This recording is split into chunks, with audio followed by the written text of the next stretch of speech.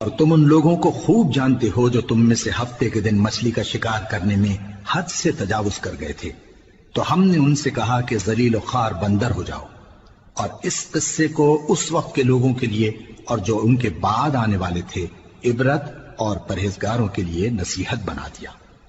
اور جب موسیٰ نے اپنی قوم کے لوگوں سے کہا کہ اللہ تم کو حکم دیتا ہے کہ ایک بیل ذبح کرو، وہ بولے کیا تم ہم سے ہنسی کرتے ہو؟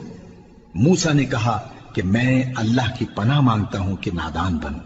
انہوں نے کہا کہ اپنے پروردگار سے التجا کیجئے کہ وہ ہمیں یہ بتائے کہ وہ بیل کس طرح کا ہو۔ موسیٰ نے کہا پروردگار فرماتا ہے کہ وہ بیل نہ تو بوڑھا ہو اور نہ بچڑا، بلکہ ان کے درمیان یعنی جوان ہو، سو جیسا تم کو حکم دیا گیا ہے ویسا کرو۔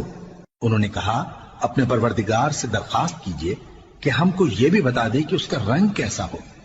موسیٰ نے کہا پروردگار فرماتا ہے کہ اس کا رنگ گہرا زرد ہو کہ دیکھنے والوں کے دل کو خوش کر دیتا ہو۔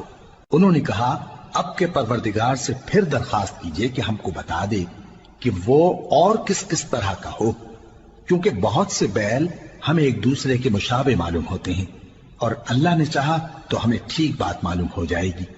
موسیٰ نے کہا کہ اللہ فرماتا ہے کہ وہ بیل کام میں لگا ہوا نہ ہو، نہ تو زمین جوتتا ہو اور نہ کھیتی کو پانی دیتا ہو، بے عیب ہو، اس میں کسی طرح کا داغ نہ ہو۔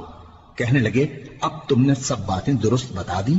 غرض بڑی مشکل سے انہوں نے اس بیل کو ذبح کیا، جبکہ وہ ایسا کرنے والے لگتے نہ تھے۔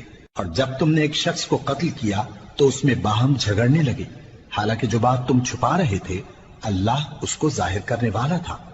چنانچہ ہم نے کہا کہ اس بیل کا کوئی سا ٹکڑا مقتول کو مارو، اس طرح اللہ مردوں کو زندہ کرتا ہے اور تم کو اپنی قدرت کی نشانیاں دکھاتا ہے تاکہ تم سمجھو۔